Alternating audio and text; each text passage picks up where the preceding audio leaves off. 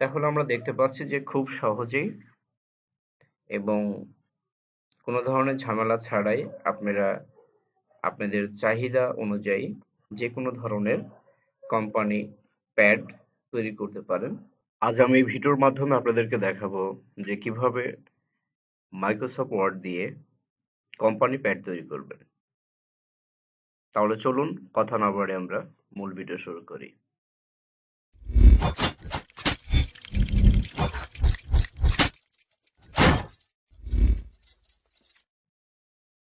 এখন আমাদের company pad বানাতে হলে যে কাজটি করতে হবে, আমি ডেস্কটপ থেকে মাইক্রোসফট ওয়ার্ড 2010 ওপেন করছি। ওপেন করার পর আমরা দেখতে পাচ্ছি এটা সম্পূর্ণ একটি ব্ল্যাঙ্ক ওয়ার্ড পেজ। এখন আমাদের যে কাজটি করতে হবে, প্রথমে আমরা পেজটি সেট আপ করে নেব। পেজটি সেট আপ করার জন্য আমরা উপরে দেখতে পাচ্ছি পেজ লেআউট। এই পেজ লেআউট অপশনে আমাদের ক্লিক করতে হবে। এরপর আমরা দেখতে পাচ্ছি নিচে মার্জিন আসতে হবে। আসার পরে আমরা এখান থেকে আমাদের নিচে দেখতে পাচ্ছি যে কাস্টম মার্জিন, আমাদের কাস্টম মার্জিনে ক্লিক করতে হবে। এরপর আমরা দেখতে পাচ্ছি একটি পেজ মার্জিন অপশন। এখানে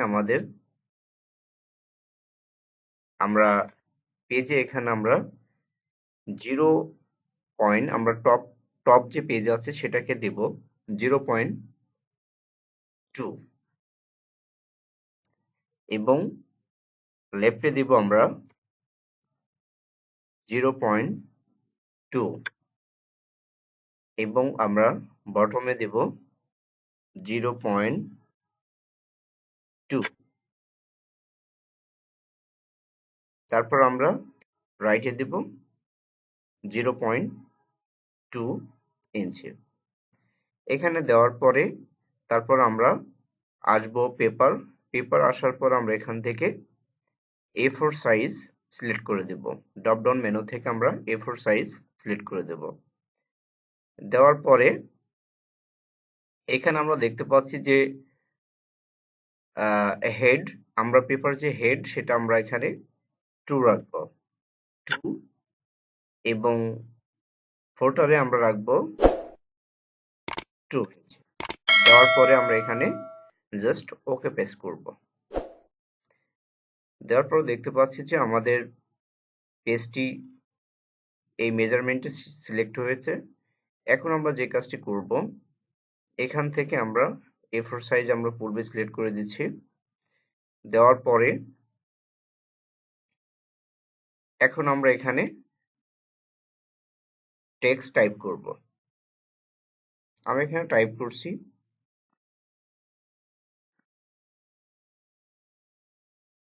M by S message Raisa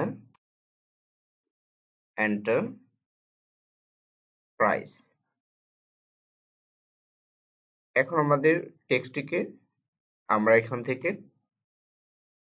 মাউসটি টেনে ব্লক করে নিব, অথবা কিবোর্ড থেকে আমরা Ctrl+A প্রেস করব। দেওয়ার পরে এখন আমরা এখান থেকে টেক্সটের সাইজটা আমরা যে ফন্ট সাইজ আছে সেটাকে আমরা এখান থেকে আমাদের প্রয়োজন অনুসারে আমরা টেক্সটটিকে বড় করে নিতে পারি। নেওয়ার পরে আমাদের যেই ফন্ট আছে আমরা এখান থেকে ফন্টটি চেঞ্জ করে দেব। আমরা চাচ্ছি যে এরিয়াল ব্ল্যাক ফন্টটি এখান থেকে নেব। নেওয়ার পরে আমরা এখান থেকে সাইজটা আরো আমাদের প্রয়োজন অনুসারে, পেজের মাপ অনুসারে আমরা এখান থেকে নিয়ে নিব। তারপরে আমরা এখান থেকে সেন্টার আসবো, সেন্টার করে নেব এটা। নেওয়ার পরে এখন আমাদের যে কাজটি, এইটার আমরা কালার চেঞ্জ করব। আমরা এখান থেকে দেখতে পাচ্ছি যে এখানে টেক্সট ইফেক্টে গিয়েও আমরা বিভিন্ন এখানে স্টাইলটা দিতে পারি। আমরা এখান থেকে লেখার বিভিন্ন স্টাইল আমরা ইউজ করতে পারি। আমরা চাচ্ছি এই লেখাটা আমরা এখানে রাখলাম, টেক্সটের স্টাইলটা দিয়ে দিলাম। তারপরে আমরা যে কাজটি করব, আমরা ইনসার্টে যাব। যাওয়ার পরে আমরা দেখতে পাচ্ছি এখানে শেপ, আমরা শেপে আসব। আসার পরে আমরা এখান থেকে একটি টেক্সট বক্স নিয়ে নিব। আমরা এখান থেকে টেক্সট বক্স নেওয়ার পরে আমার পেজে আমরা এখান থেকে ড্র করব। করার পরে এখন আমার প্যাডের নিচে যেই বিষয়গুলো থাকে সেটা হচ্ছে কোম্পানির অ্যাড্রেস এবং ইমেল নাম্বার, তারপর হচ্ছে মোবাইল নাম্বার থাকে। মানে সেক্ষেত্রে আমরা প্রথমে কোম্পানি অ্যাড্রেসটা দিয়ে দিব।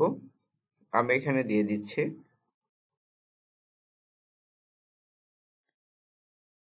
Savar, Dhaka. Company address,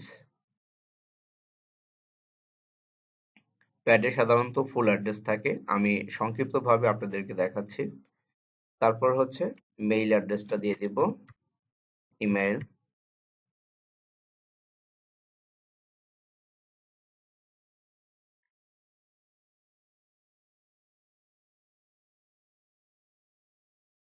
gmail.com।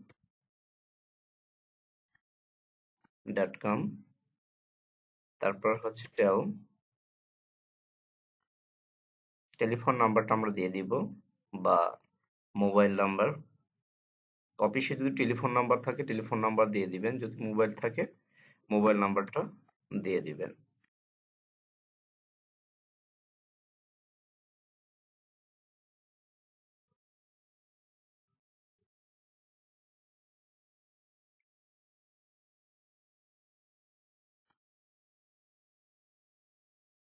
অফিসে যদি টেলিফোন নাম্বার থাকে তাহলে দিয়ে দিবেন।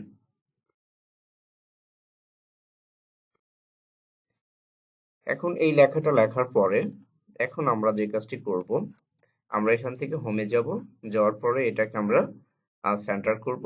সেন্টার করার পরে আমাদের টেক্সট যে এরিয়াটা আছে আমরা এটুকুকে ছোট করে নেব।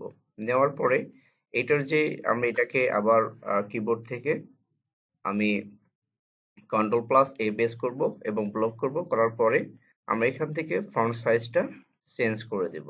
আমি এখানে ফন্ট চেঞ্জ করে দেব। দেওয়ার পরে আমরা আমরা চাইলে এখান থেকে আমরা এটার কালারটি চেঞ্জ করে দিব। আমি চাচ্ছি যে অন্য একটি কালার দিতে, আমি এই কালারটা এখানে ইউজ করছি। এবার দেখতে পাচ্ছি যে আমার এখানে একটি বর্ডার হয়ে আছে, আমি বর্ডারটা যে রিমুভ করব। সেক্ষেত্রে আমরা উপরে যাব, দেখতে পাচ্ছি যে শেপ অ্যান্ড ফিল, আমি এটার ক্লিক করব। করার পর আমরা দেখব যে নো ফিল্ড একটা লেখা আছে, আমরা এখান থেকে নো ফিল করে দেব। তারপর হচ্ছে আমরা এখানে শেপ আউটলাইন দেখতে পাচ্ছি, এটাকেও আমরা এখান থেকে নো আউটলাইন দিয়ে দিব। তাহলে দেখতে পাচ্ছি যে আমাদের বর্ডারটা ছিল সেটা এখান থেকে রিমুভ হয়েছে। এখন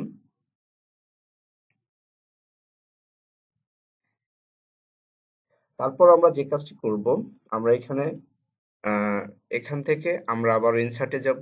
যাওয়ার পর আমরা দেখতে পাচ্ছি যে শেপ থেকে আমরা এখান থেকে একটা লাইন নিয়ে নিব।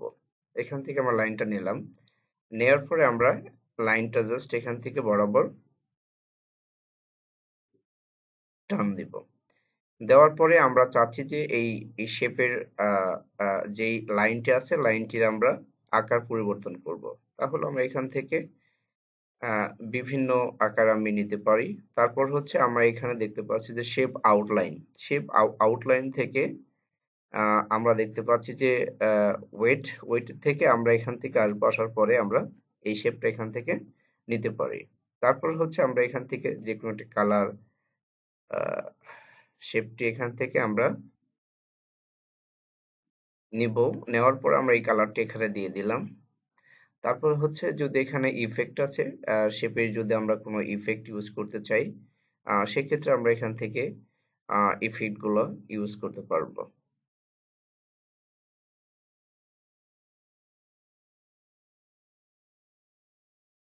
তারপরে আমরা যে কাজটি করব, আমরা চাচ্ছি যে এখান থেকে একটি লোগো ইউজ করব।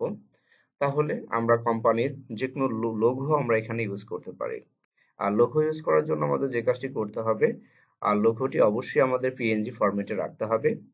আমি পূর্বে থেকেই লোগোটি আমি পিএনজি ফরম্যাটে আমার ডেস্কটপে আমি রেখেছি। এখন আমরা যে কাজটি করব, আমরা দেখতে পাচ্ছি এখানে ইনসার্ট থেকে আমরা পিকচার আসবো। আসার পরে আমি যেখানে আমার লোগোটা রেখেছি সেই লোগোটি আমরা এখান থেকে সিলেক্ট করে দিব। আমি রাখছি ডেস্কটপ সিলেক্ট করার পর আমরা দেখতে পাচ্ছি যে আমার পিএনজি লোগো। জাস্ট এখানে আমি এটা সিলেক্ট করে ইনসার্ট করব। ইনসার্ট করলে দেখতে পাচ্ছি যে আমার লোগোটা এখানে চলে আসছে। এখন আমি যে কাজটি করব, এটাকে আমি ওয়ার্ড টেক্সটে যাব, যাওয়ার পরে এটাকে আমরা স্কোয়ার করে নিব। নেওয়ার পরে এটাকে আমরা মাউসটি টেনে ছোট করে নিব।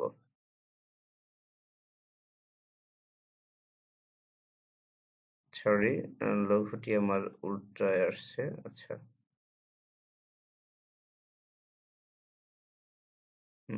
এখান থেকে আমরা লোগোটি আমরা একটু সমান করে নেব। নেওয়ার পরে আমরা লোগোটি এখানে টেনে আমরা এখানে বসিয়ে দিব। দেওয়ার পরে এটাকে আমরা এখান থেকে করে দেব। আমাদের টেক্সট এখান থেকে সরে আসছে। আমাদের প্রয়োজন মতো টেক্সটটি আমি বসিয়ে দিব।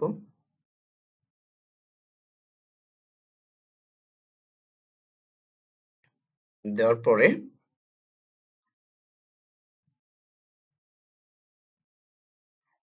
এখন আমরা যে কাজটি করব, আমরা চাইলে যে এখানে আমরা একটি জলছাপ ইউজ করতে পারি। সেটা হচ্ছে, আমি জলছাপ ইউজ করার জন্য আমাদের যে কাজটি করতে হবে, আমাকে প্রথমে পেজ লেআউট আসতে হবে। আসার পর আমরা দেখতে পাচ্ছি যে ওয়াটারমার্ক, এখানে আমরা ওয়াটারমার্কে আসব। আসার পরে আমরা চাচ্ছি যে একটা পিকচার ইউজ করব জলছাপে। সেক্ষেত্রে আমরা দেখতে পাচ্ছি যে কাস্টম ওয়াটার আসবো, ওয়াটারমার্কে আসবো। আসার পরে আমরা দেখতে পাচ্ছি এখানে পিকচার, এখানে যে পিকচার আছে, পিকচার ওয়াটারমার্ক, আমরা এটাকে চেক আউট করবো। করার পরে এখানে দেখতে পাচ্ছি যে সিলেক্ট পিকচার। আমরা এখান থেকে আমাদের যেই লোগোটি আমি এখানে ইউজ করতে চাচ্ছি, আমি সেই পিকচারটা আমি এখানে আপলোড ইনসার্ট করে দিব। এখানে দেখতে পাচ্ছি যে আমি এই কোম্পানির লোগোটা আমি এখানে পিএনজি ফরম্যাটে রাখছি, সেটাকে আমি এখানে সিলেক্ট করে দেব। দেওয়ার পরে আমি এখানে ইনসার্ট করব। ইনসার্ট করার পরে এখানে দেখতে পাচ্ছি ওয়াশ আউট, আমার লোগোটা ওয়াশ আউটে থাকবে। আমি সেক্ষেত্রে জাস্ট আমি এখানে ওকে পেস্ট করব। তাহলে আমি দেখতে পাচ্ছি যে আমার অলরেডি আমার প্যাডের মধ্যে একটি জলছাপ তৈরি হয়েছে। এখন আমাদের যে কাজটি করতে হবে, আমরা চাচ্ছি যে নিচে একটি বর্ডার দিব এবং নিচে আমি একটি ঠিকানা লিখব। সেক্ষেত্রে এটাকে আমরা আরেকটি আমরা এখান থেকে ইনসার্টে যাব। ইনসার্ট থেকে আমরা শেপে আসবো। আসার পর এখান থেকে আমরা একটা লাইন নিয়ে নিব। লাইনটা নিয়ে জাস্ট আমরা এখানে ড্র করব।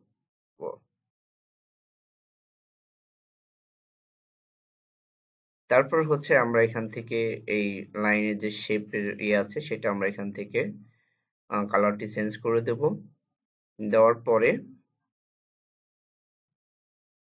আমরা চাচ্ছি যে এইখানে আমাদের যে মূল যে ঠিকানাটা আছে, জাস্ট আমরা এখান থেকে কন্ট্রোল+সি দিয়ে কপি করব।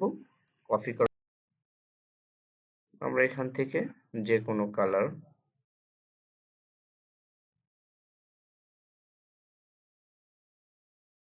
আমরা এই কালারটা এখানে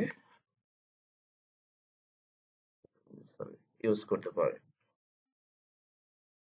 তারপরে আমরা এখানে দিব রেফ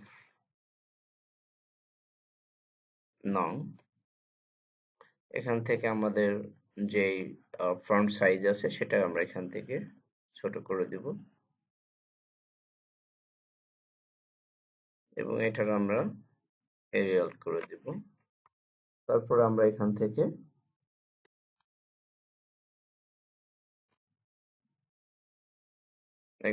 আমরা ডেট,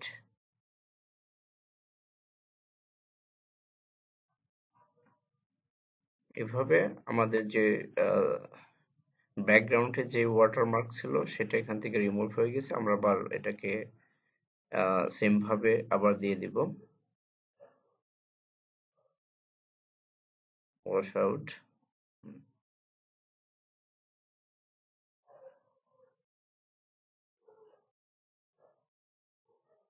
তাহলে আমরা দেখতে পাচ্ছি যে খুব সহজেই এবং কোনো ধরনের ঝামেলা ছাড়াই আপনারা আপনাদের চাহিদা অনুযায়ী যে কোনো ধরনের কোম্পানি প্যাড তৈরি করতে পারেন এবং খুবই সহজভাবে এবং প্রফেশনাল ভাবে। তাহলে আমার ভিডিওটি যদি আপনাদের ভালো লাগে অবশ্যই আমার চ্যানেলটি সাবস্ক্রাইব করবেন এবং পাশে থাকা বেল আইকনটি প্রেস করবেন। সকলে ভালো থাকবেন। সকলকে ধন্যবাদ। আল্লাহ হাফেজ।